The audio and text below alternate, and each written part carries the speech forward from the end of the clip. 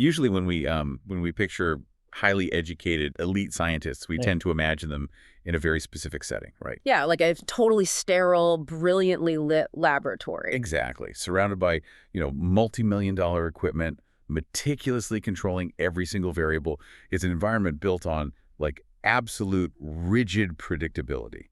Welcome back, by the way, to The Learner. We are so glad you're here for another deep dive. It really is this architecture of control. You isolate the subject, you run the test, you record the data.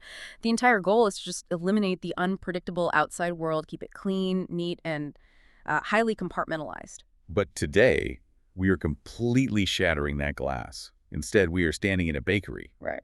But it's a bakery staffed entirely by scientists. Okay. Let's unpack this. What do a cryobiologist decorating cupcakes, a neurosurgeon whipping up a raspberry buttercream, and like a researcher comparing human red blood cells to collapsing black holes all have in common? Well, they are actively dismantling the walls between disciplines. And for you, the learner, our mission today is to explore how mashing together these seemingly disconnected fields like chemistry, evolutionary biology, astrophysics, and neuroscience doesn't just give us fun trivia. Yeah. It actually forces us to perceive the mechanics of the universe totally differently. And in doing so, it physically rewires our brains. I promise you, by the time we finish this deep dive, you're going to look at your morning cup of coffee, the night sky, and honestly, your own capacity to learn in a completely new, wonderfully interconnected way. It's a huge shift. It really is. So let's just walk right into the heat of this kitchen. We're following a character named Henry, who steps through the doors and realizes he is surrounded by an aerospace engineer, a chemist who is also a former cop, a cryobiologist, and a neurosurgeon. Quite the crew. Right. And they are all just, making pastries. But the key here is they're looking at those pastries through the lens of extreme specialization. Take Gustav, for example, the chemist. When he looks at flour, water, and yeast, he isn't seeing a recipe. No. He is watching a volatile, living chemical reaction unfold in real time. Yeah, Gustav breaks down the precise, almost microscopic violence of baking. He explains that yeast isn't just an ingredient, right? It is a living fungus. Which is wild to think about when you're just making a loaf of bread. Exactly. When you add it to dough, it metabolizes the sugars and exhales carbon dioxide. And if you miscalculate and add just a fraction too much, the gluten network inside the dough traps all of that excess gas, and you create what Gustav actually calls a dough behemoth. A dough behemoth. I love that. The biological process just spirals out of control, and the dough practically tries to conquer the kitchen counter. It's a literal masterclass in chemical equilibrium. Like Gustav points out the mechanics of sugar, for example. We think of sugar merely as a sweetener. Right, just to make things taste good. Yeah, but chemically it is highly hygroscopic. Meaning it absorbs moisture. Exactly. The sugar molecules actively attract and bond with water molecules, locking them in place so they can't evaporate in the oven. Oh, wow. So if you shortchange the sugar, those water molecules escape and you pull this like dry, crumbly brick out of the oven. But if you add too much sugar, it holds on to so much water that the structural proteins in the flour can't set properly. Leaving you with a sticky, collapsed puddle. You got it. And it's the same with the leavening agents, the baking soda and baking powder. Baking soda requires an acid, like buttermilk, to trigger an immediate violent release of carbon dioxide. Right, it needs that acidic trigger. But baking powder has the acid built in, though it needs heat to activate fully. Misjudge the timing or the ratio of that acid-base reaction, and your cake either fails to launch and stays as flat as a pancake, or it, erupts out of the tin like a batter volcano. But here's what's really interesting. Gustav makes this fascinating admission. He has never actually worked in a traditional sterile chemistry lab. Wait, really? Yeah, he points out that lab chemistry relies on the assumption that variables follow known, isolated laws.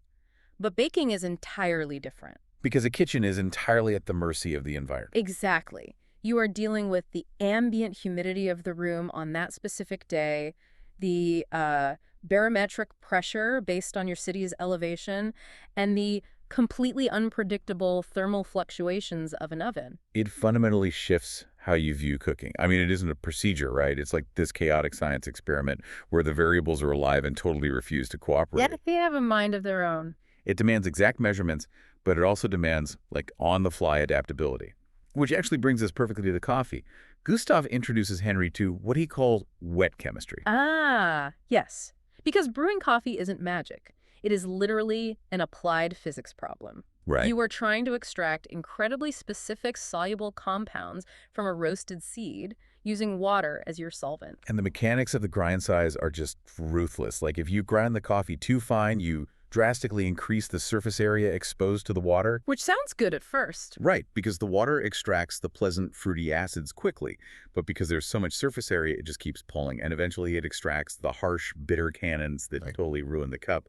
That's over-extraction. But then if your grind is too coarse, the water just rushes past the large chunks without really penetrating them, so the flavor stays locked inside. And you just get a weak, sour, watery mess. Exactly.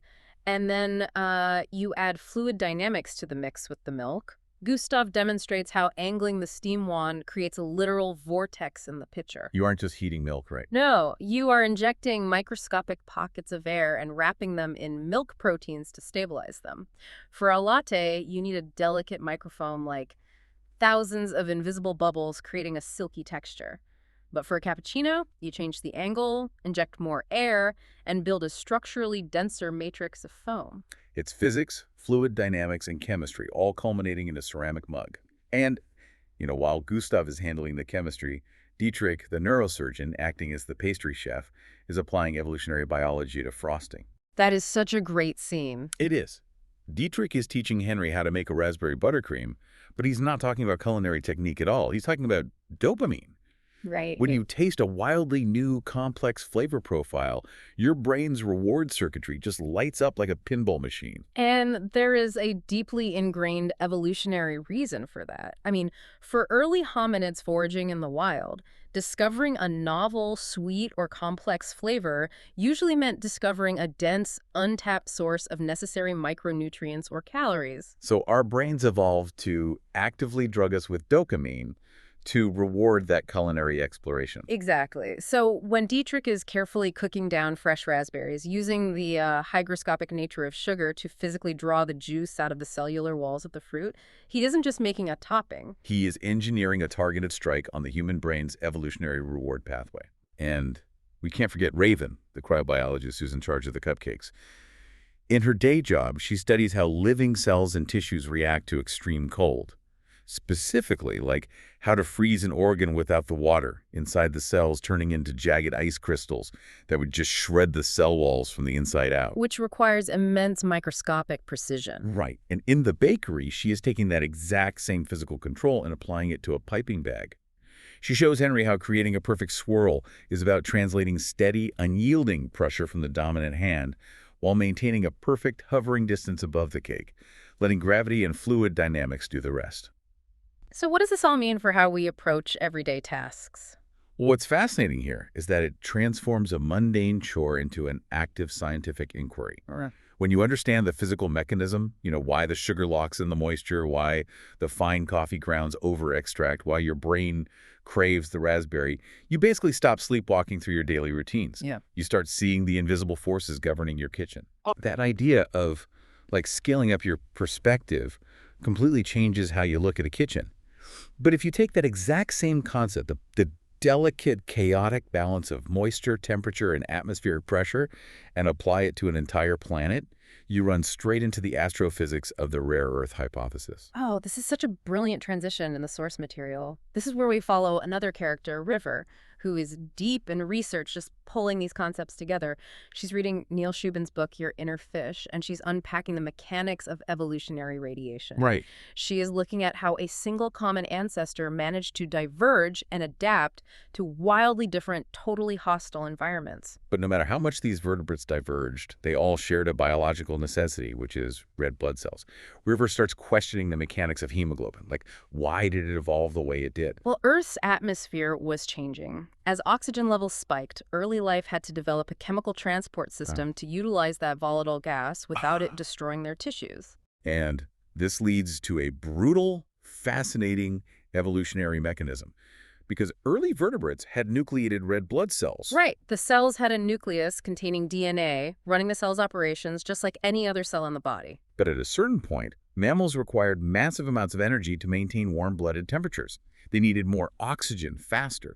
So mammalian biology adapted by literally suffocating the nucleus. It is an incredible biological sacrifice. I mean, As the mammalian red blood cell matures, it deliberately ejects its own nucleus. It pushes out its brain, so to speak. Exactly, just to make more physical room inside the cellular membrane to pack in extra hemoglobin. And by ditching the nucleus, the cell also changes shape into this flexible biconcave disc. Which allows it to fold in half and squeeze through microscopic capillaries that a rigid, round, nucleated cell would just get completely stuck in. It turns itself into a zombie cargo ship, existing solely to transport oxygen. It's so efficient.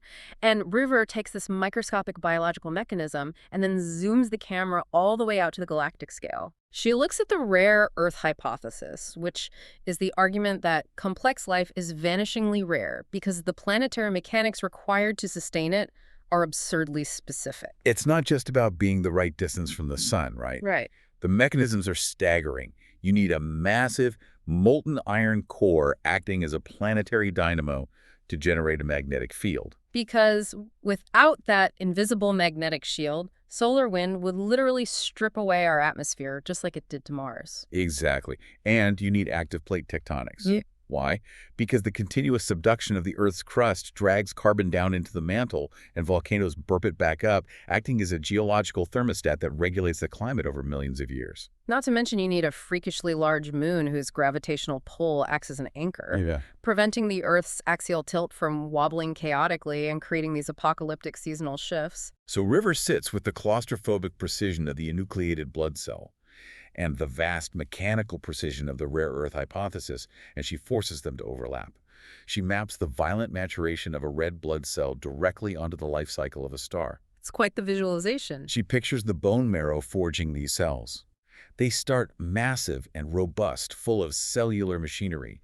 As they mature, they begin accumulating hemoglobin and condensing their core, which she equates to a massive cloud of cosmic dust collapsing under its own gravity to ignite into a star. And as the cell reaches its final stages, it violently expels its nucleus to become a mature, oxygen-carrying erythrocyte. Right, and River maps that exact mechanism onto a dying star, blowing off its outer layers in a supernova, leaving behind a dense, unimaginably heavy core, a black hole. And she doesn't stop there. She expands the metaphor to encompass everything. She says the cosmic microwave background radiation is the skin of the universe.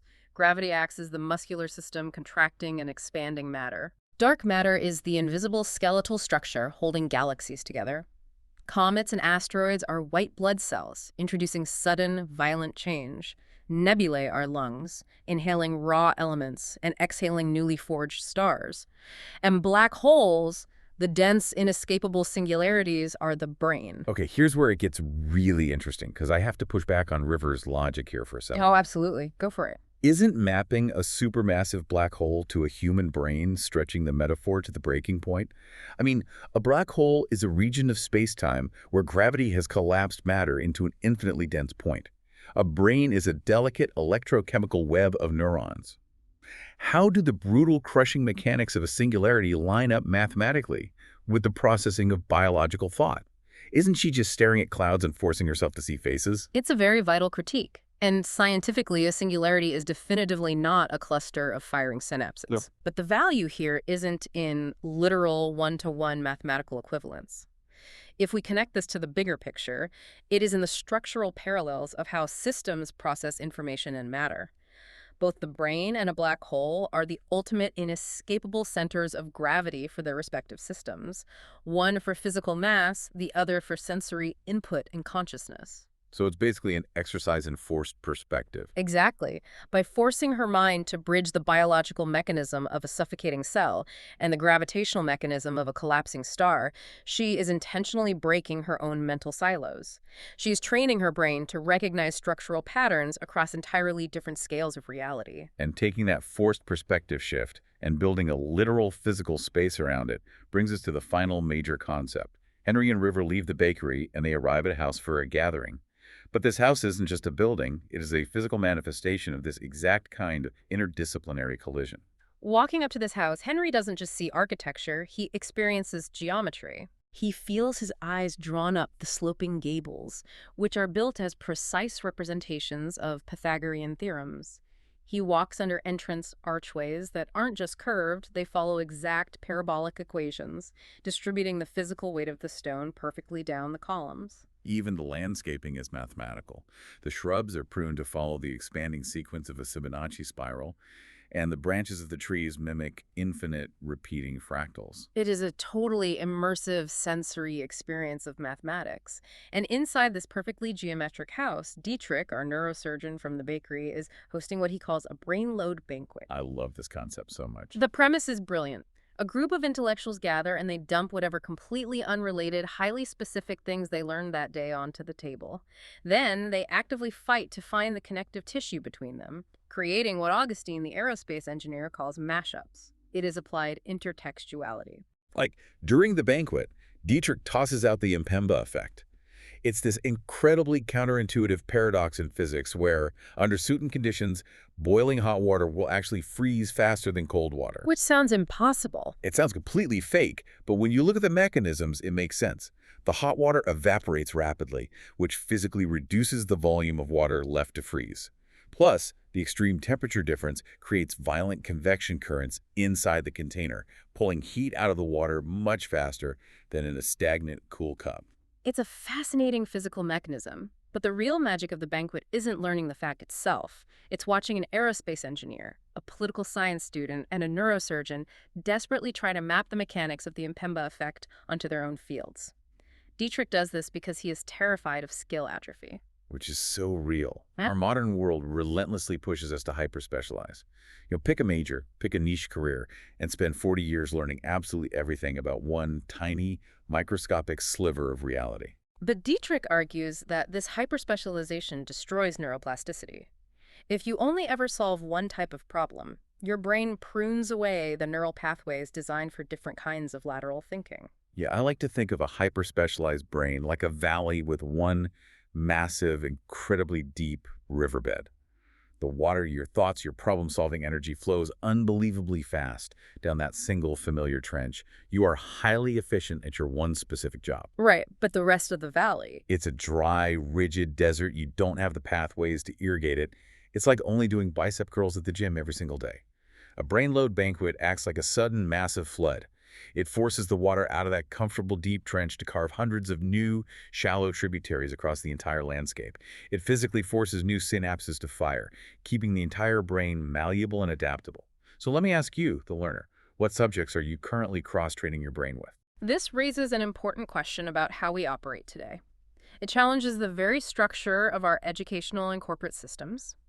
We reward the person who digs the deepest trench, and we often penalize the generalist. Yeah, big time. But by discouraging this cross-pollination of ideas, we might be systematically training our brains to be less creative and completely unequipped to solve complex systemic problems that don't fit neatly into a single academic department. Because the true value of knowledge isn't in hoarding it inside a silo. It is in the synthesis. Okay. We're going to pull all these threads together. First, science isn't a sterile list of facts trapped in a textbook. It is a messy, living set of physical and chemical mechanics happening right now in the yeast on your counter and the extraction of your coffee. Absolutely. Second, the macro and micro systems of our universe. The brutal efficiency of a blood cell expelling its nucleus and the violent collapse of a dying star mirror each other in structural, deeply patterned ways if we force ourselves to look. And third, actively cross-training your brain with subjects that have nothing to do with your day job is the mechanical key to maintaining a plastic, adaptable mind. And the application for you, the learner, is incredibly practical here. You don't need to be an astrophysicist baking cupcakes to do this. Take two completely isolated things you learned this week. Maybe it's a structural mechanism in software engineering and a random historical fact about the Roman aqueducts. Sit down and force your brain to flood the valley. Find the structural connection between them. Host your own internal Brainload Banquet. I love that challenge. Flood the valley. But just when we think we have a firm grasp on this beautiful, empowering philosophy of intellectual discovery, Oh boy, here it comes. yeah, the narrative drops a massive, almost unsettling curveball right at the very end. It's a jarring tonal shift that pulls the rug right out from under the neat scientific reality we've just built. Exactly. The text leaves us with this final cryptic image. Deep beneath the foundation of the laboratory, revealed only by subtle seismic vibrations, there is a hidden subterranean chamber. Right. And standing alone in the center of this chamber is a massive ancient clock. But the mechanical hands of this clock are moving steadily in reverse. And engraved onto the base of the clock is a single quote from a mysterious figure named Rune. It reads, "To unlock time, one must first master its shadow." It takes all the known variables, chemistry, astrophysics, biology, and suddenly introduces a mechanism we cannot possibly quantify. It shatters the illusion of total control. So as you go about your day, observing the fluid dynamics in your latte and the geometry, the architecture around you, I want you to mull over that final provocative image. In your own pursuit of knowledge, what does it actually mean to master time's shadow? Because sometimes, the exact moment you think you've successfully mapped out all the rules of the laboratory. You find a hidden chamber underneath it. Yeah, that rewrites every single thing you thought you knew.